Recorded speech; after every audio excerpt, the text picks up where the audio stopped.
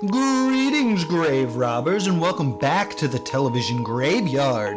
I am your TV necromancer, TV's Noah Houlihan, and you are one of our listeners disappointed to not be hearing Laura's voice right now.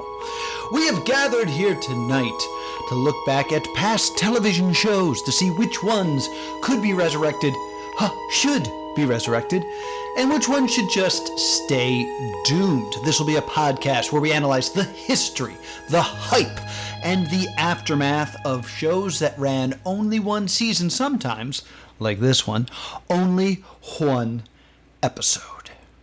With me tonight, it's just me. It's just me, guys. Hi, welcome back to the television graveyard. Welcome to Stay Doomed. This is yet another very special solo episode, and that's because Laura is unavailable. Laura is away working on another project, and thus I am here all alone in the super spooky television graveyard to dig up the corpse of Chunk and Bean. Chunk and Bean was a 2016 pilot created by ABC Studios, which is a fancy way to say Disney.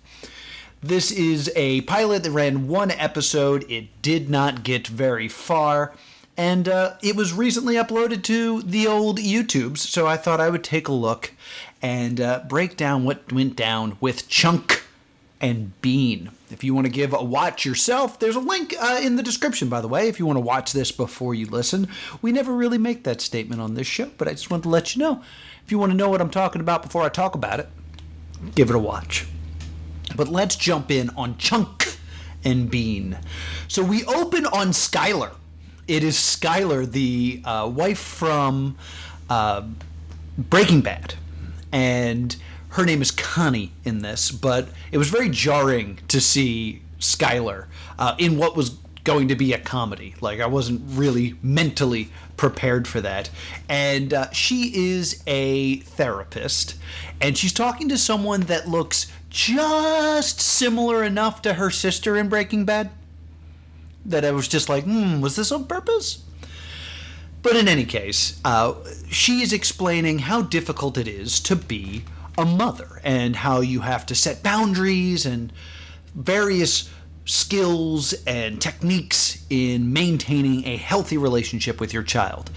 And during this, behind the patient is a large window. It turns out that Connie does her therapy sessions with her patients in her home.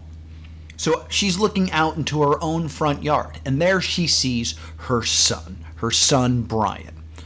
Brian holds up very clearly an Almond Joy, a fun-sized Almond Joy, and very slowly and very particular opens the wrapper and eats it in front of his mother. Now, not being super familiar with the show, with this being the opening sequence of this show, I do notice Brian, a little bit overweight. I wouldn't say that he's super fat, but he's a little tubby. But the fact that they spent so much time showing an Almond Joy, a brand in this TV show, made me think what's important about this moment is the fact that it's an Almond Joy. I'm guessing this kid is acting up and is allergic to almonds. This way, when he's seen eating almonds, he's causing a medical emergency, forcing his mom to abandon her patient and save her son's life. That is not, that's not what's happening here. What ends up happening is he eats it. You could see the mother getting visibly upset but trying to stay focused on her patient. Her patient then leads forward and opens a candy jar and says, you're out of candy.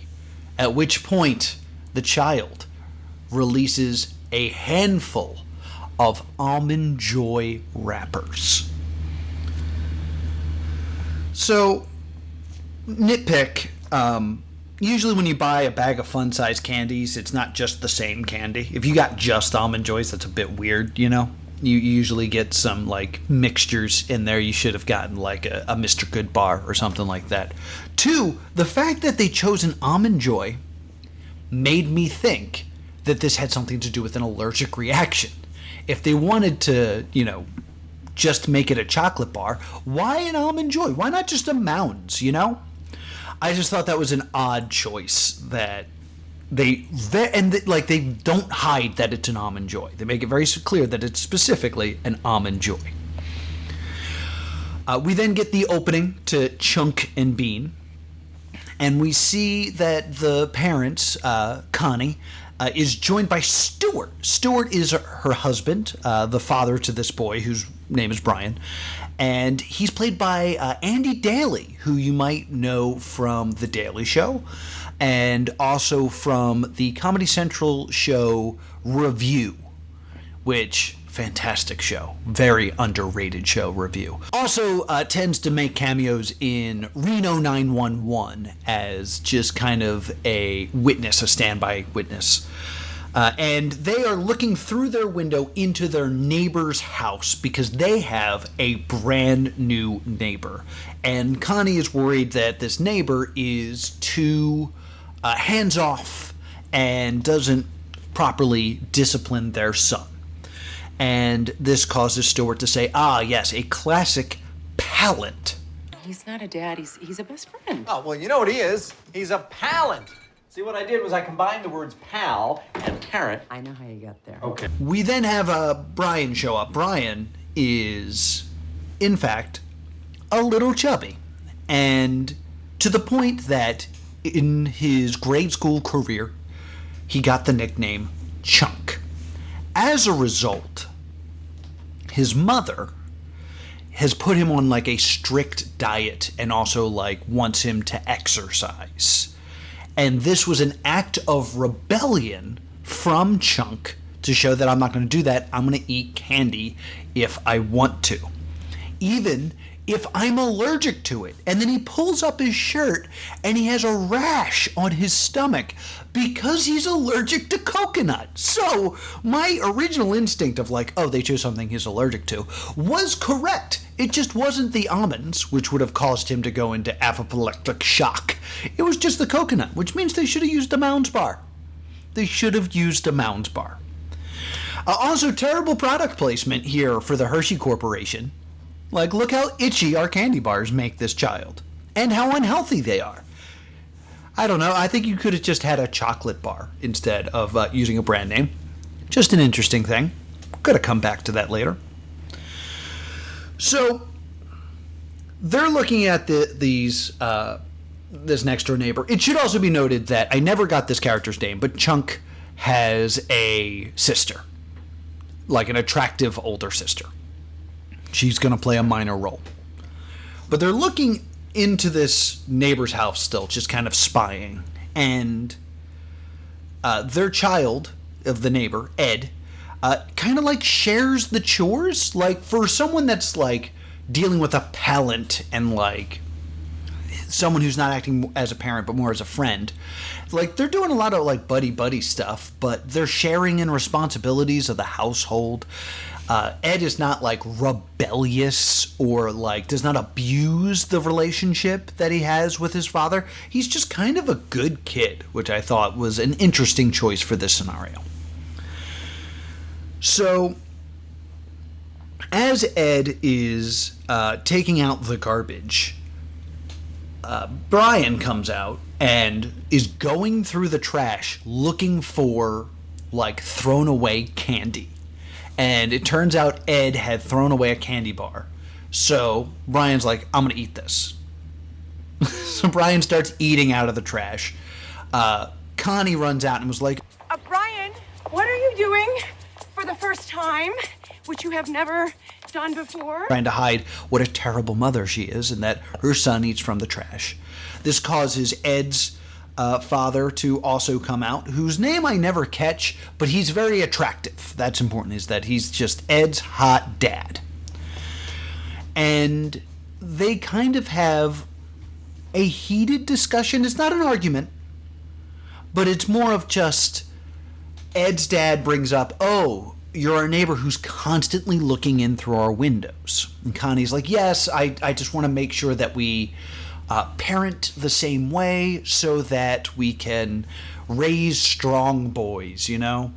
And brings up some rules like no playing music during study hours and, you know, when lights out should be. Really, like, stepping over the line. It reminded me of, believe this is a weird pull, but of our Razzie episode on Karen, where it's just like, you are way overstepping your bounds. Like, you live in a world where you feel like you are so correct about everything that you can inflict this on every person around because you're so right.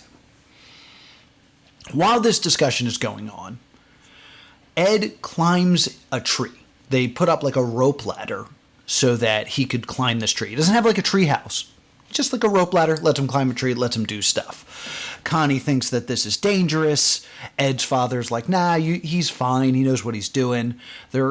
Ed's like having fun on the tree branches. The tree branch breaks, falls onto Brian's sister's car.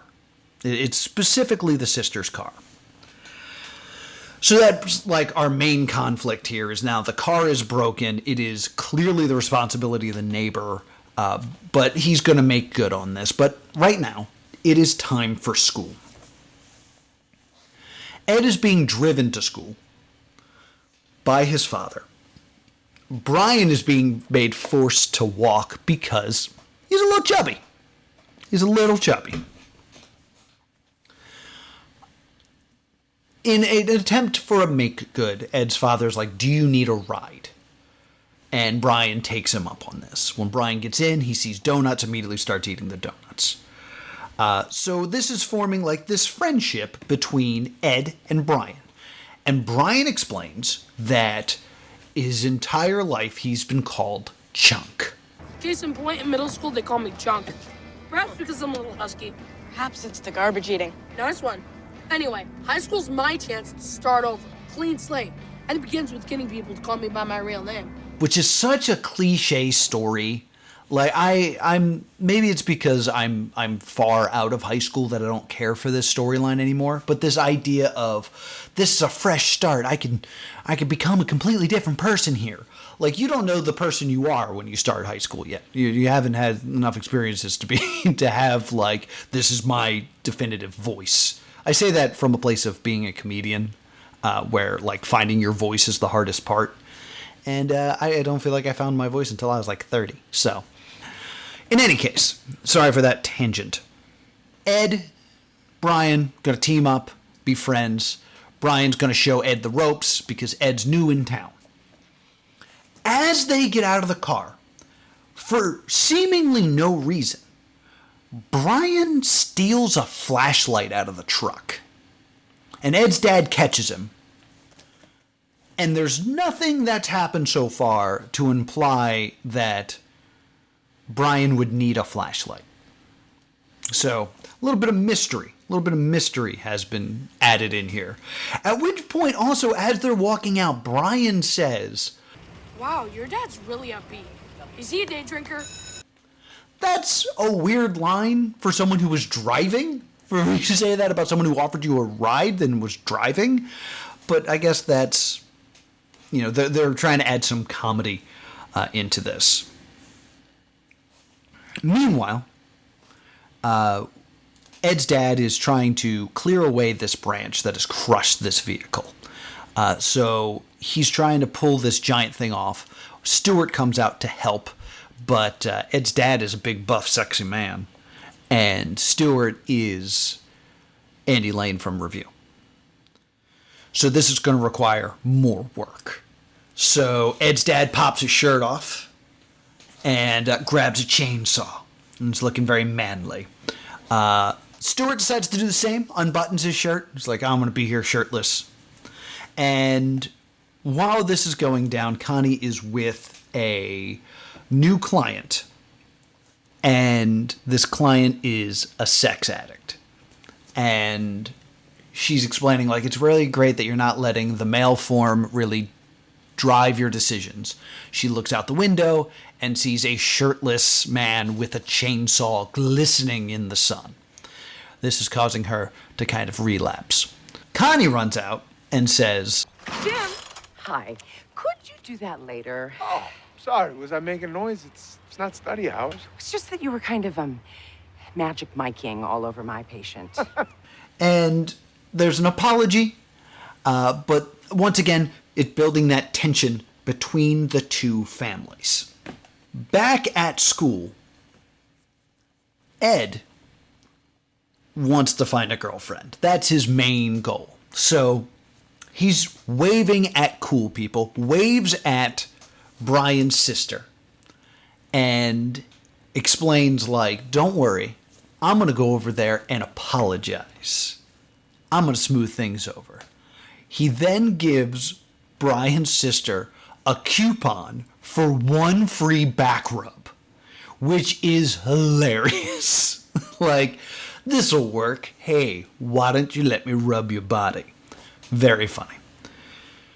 The cool kids then roll up and start making jokes about Brian's weight.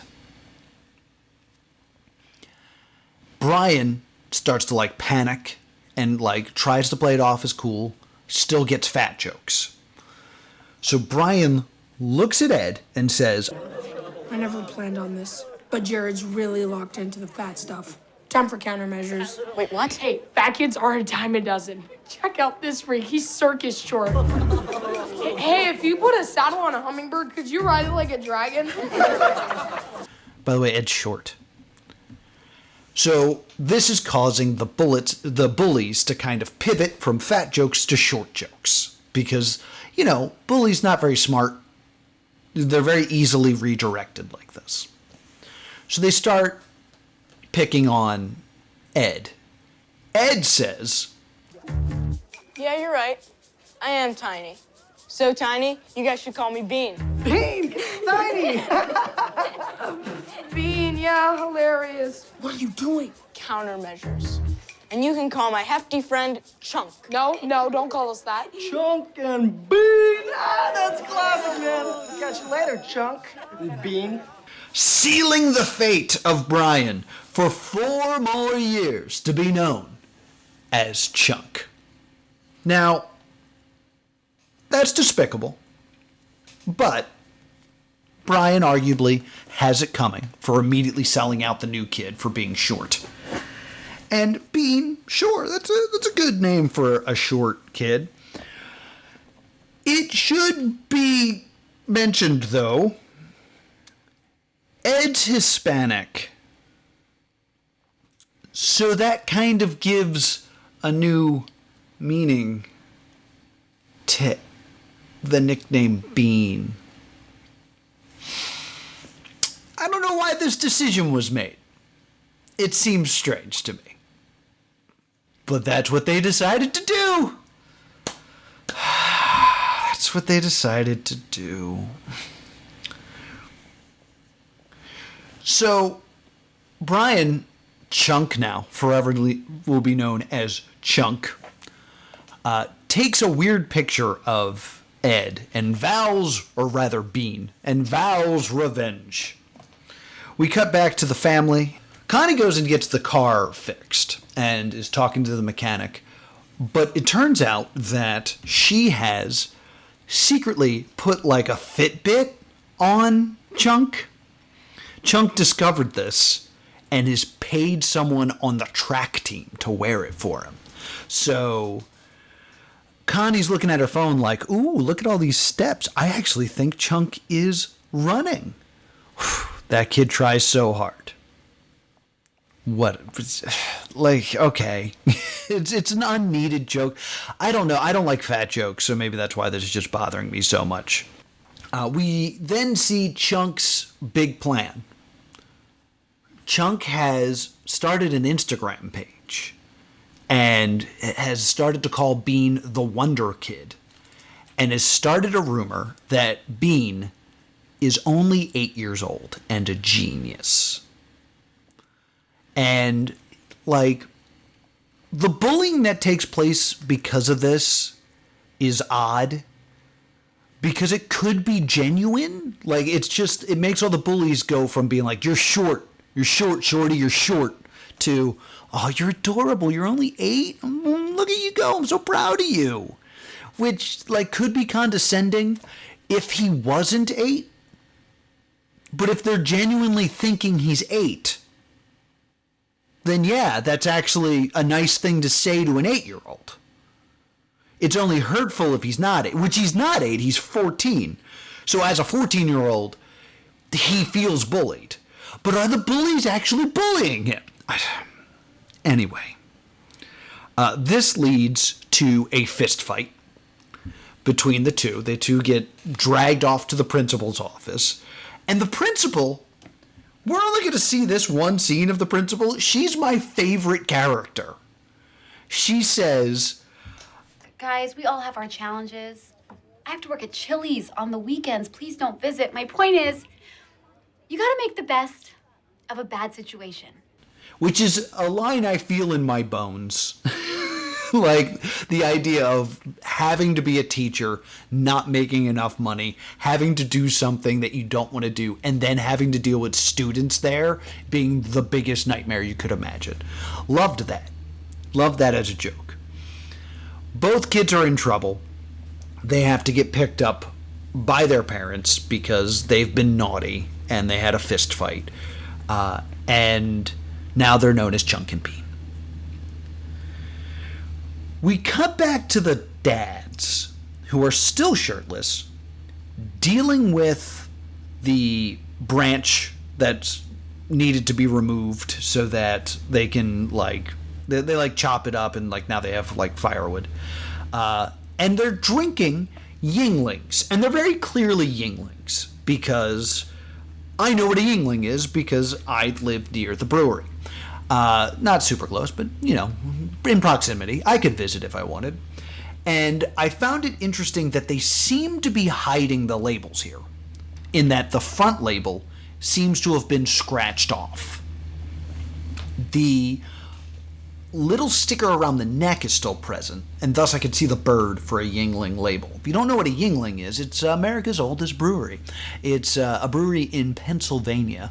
And for some reason, very, very popular beer in Florida. So I don't know if this was them attempting to show that they're in Pennsylvania, them attempting to show that they're in Florida, or they are filming in Florida and that was the easiest beer to get a hold of. In any case, it's weird that they're scratching out the logos if they're trying to establish a location. So I would say that this show didn't have a lot of money for, like, homemade props, because usually you would just make a prop that says, like, beer, so that you don't have a logo and you don't have to worry about this. Since it's a pilot, seems to be made cheaply, this is probably what was nearby. This was probably filmed in Florida. There's a mystery for you. And I just also thought it was strange that they scratched out those logos, but very clearly had Almond Joy. So, after hearing about this fight, Connie had to go pick up their children, bring them back. Connie's had enough. It's like, all right, I'm going to actually make a real border. And steals, like, a hose out of the back of Ed's father's truck and starts, like, laying it out. It's like, this is a border. I was like, you guys, like, you know how property lines work. Like, you don't need to lay down a hose. And she's like, I'm going to build a fence. And Ed's dad's like, hey, I'll build you a fence at cost. How about that? And does he make this go away? She's like, no, I don't want anything else from you.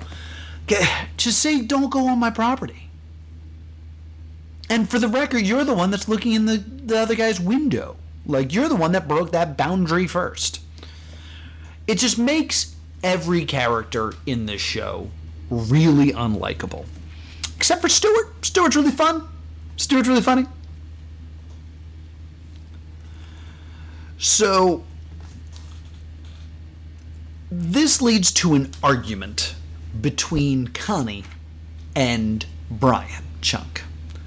And Brian says, you're really screwing this up, Connie. Note that he doesn't say mom. says Connie. Connie responds, Why can't you be more like him, Connie? You're really screwing this up. I said go to your room, Chunk. which breaks poor Chunk's heart. He goes up to his room, gets real upset. What happens next is very confusing. There's a brief moment where Ed wants to talk to his dad. And his dad says, let's not talk, let's go to the movies. I'll go get my stuff. So Ed's father doesn't like talking.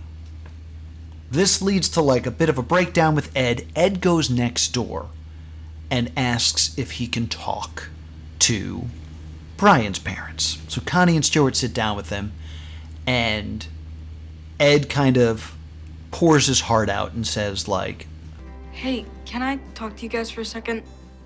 My dad's been kind of lost lately. It started when my mom died. She was his favorite person. Mine too.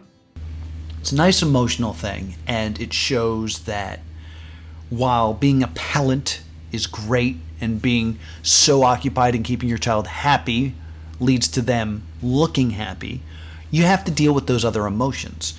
And Chunk's parents are willing to talk. So it's kind of like, oh, Chunk's parents are the missing part of the puzzle for Ed and his growth experience. Chunk, on the other hand, is using that stolen flashlight and is to find like a bug out bag where he's going to run away from home. It's like full of candy and stuff like that. It is unclear if this bag was hidden in his neighbor's garage, because either Chunk went into his neighbor's garage, because his neighbor says something like, I was wondering what this bag was. So it made it seem like Chunk was hiding it next door so his parents couldn't hide it. So he broke into his neighbor's house, which doesn't make a lot of sense. So maybe it's hidden in his garage, which means Ed's father broke into Chunk's garage. Both are confusing. But, as I go through puberty, this explains why he stole the flashlight. He was using it so he could find his bag in the garage. Except, no, it doesn't. If he set up this garage bug-out bag, he must know where it is, and must have done this before he had a flashlight. So why does he need a flashlight now? Additionally, he wasn't planning to run away when he stole the flashlight because he was still confident that he could rewrite his story in high school at that part when he stole the flashlight. So why did he steal the flashlight? Like, it makes no sense. In any case, Ed's dad kind of talks about how just because Chunk's a little heavy, he's still a good person. So I wanted to be Brian. Brian can be prom king. Brian can be class president.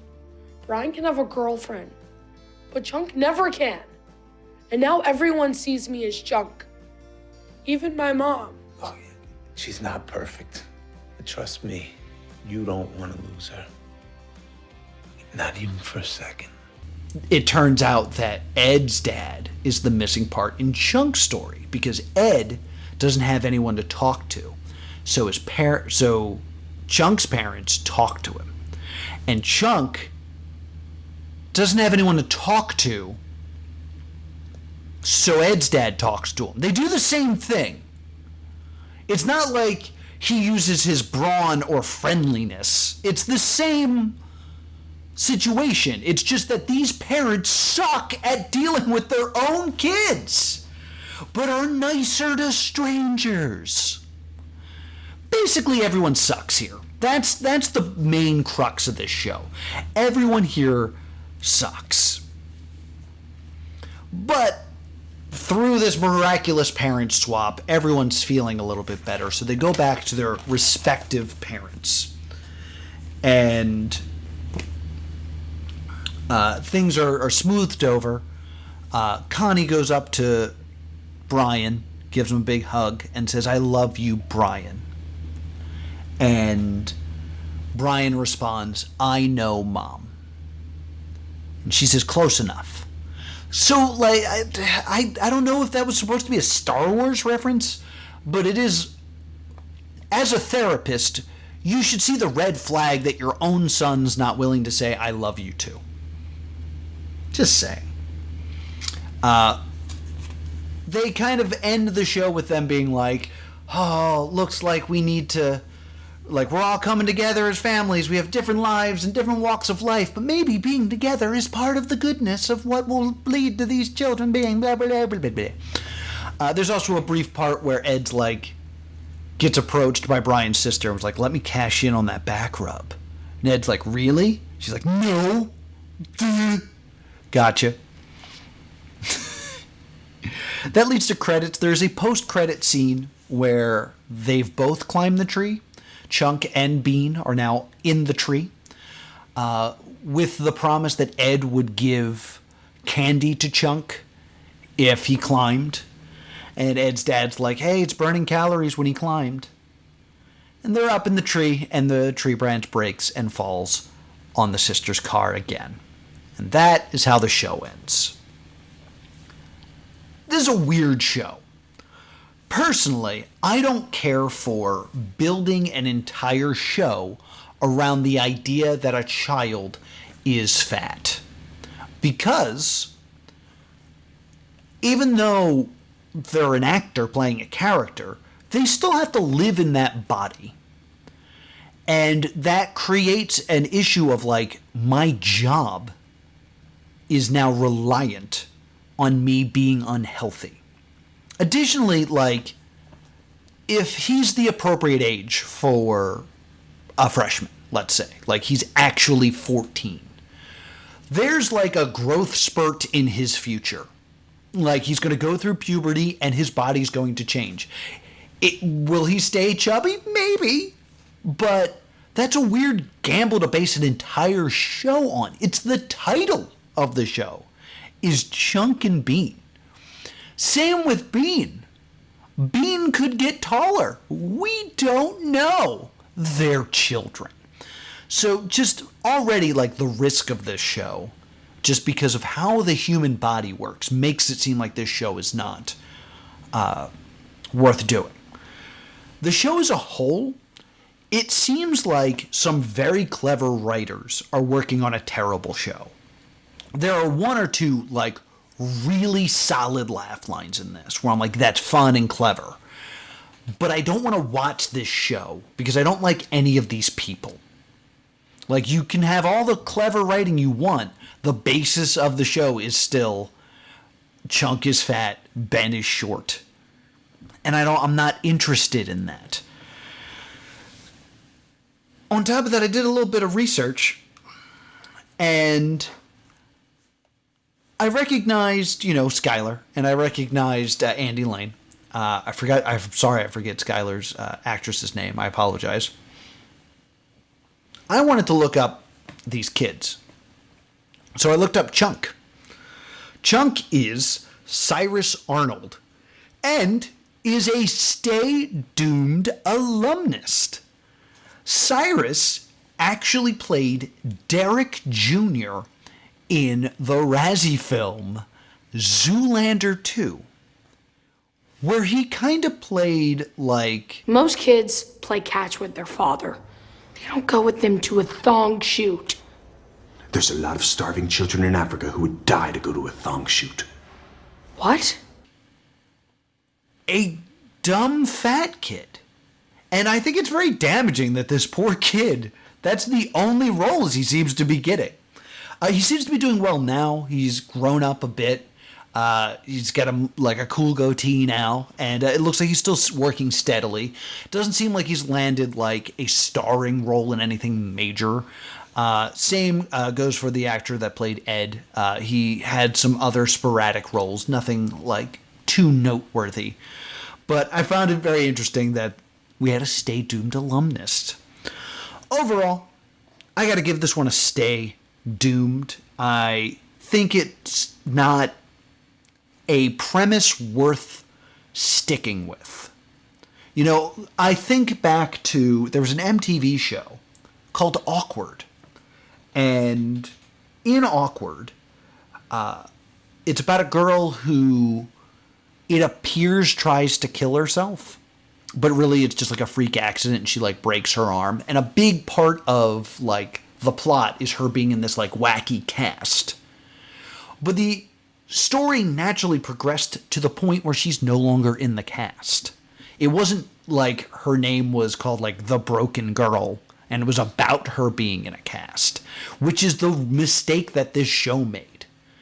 Like, I think I might actually have an entirely different view of this show if you didn't call it Chunk and Bean. Because one, Chunk is the worst character. Like, he doesn't do anything that's likable. Like, he's often bullied, so there would be some sympathy there, but I don't have a good quality to, like, connect to that would make me feel bad for that character and not want something bad to happen to him. Because he does a lot of stuff that makes him, like, worthy of some sort of retribution. If they phrased it that Chunk and Bean were not the main characters, if they called it, like, Nosy Neighbors, or, like, The Grass is Greener, and it was just about, like, looking on the other side of the fence, things like that, and centered it about these two families rather than these two children, I think this could have been a stronger show. But the information that they're throwing at us, the audience, is that this is about the kids, and the kids are not great. Their performance is fine, it's just that they're not written to be interesting, likable characters. There was a fair amount of hype around this show, surprisingly. I looked in and there was like news updates on like they've cast Bean for the Chunk and Bean pilot. Like, the media was following this show. On IMDb, it has like a 7.8 in terms of like positive rankings out of 10. So people seem to have liked it. It's just not worth doing any more with. I think it was the right decision not to continue this show. I don't think this is a show that could be fixed. Like, I don't think... Like, I mentioned, like, changing the title. There also has to be, like, a change in focus to what this show is.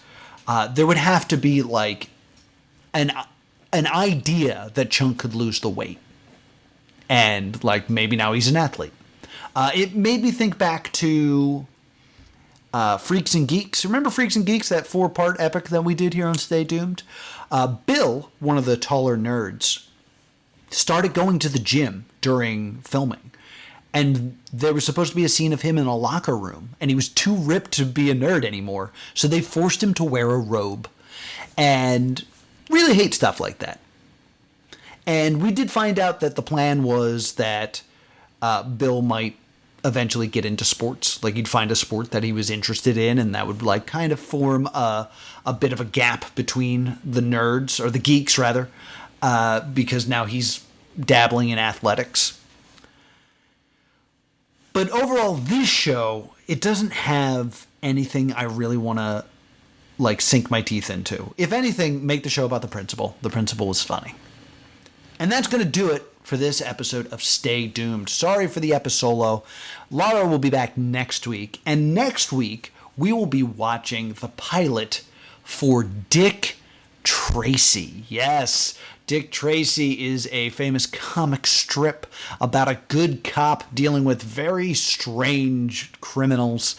And this was definitely trying to cash in on the Batman craze. So check that one out next week. I'll leave a link in the description if you want to watch that one as well before you listen.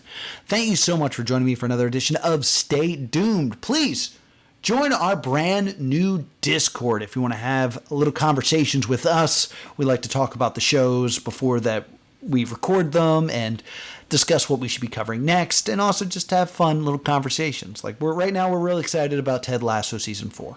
So join in that conversation by joining our Discord. You can also email us at thestaydoomshow@gmail.com, and you can follow us on Twitter at StayDoomed. And of course, if you want to talk to me about what a better title to this show could have been, I'm at +2comedy on Twitter and at TV's Noah on the Instagrams. Thank you so much for listening, and as always, until next time, stay doomed.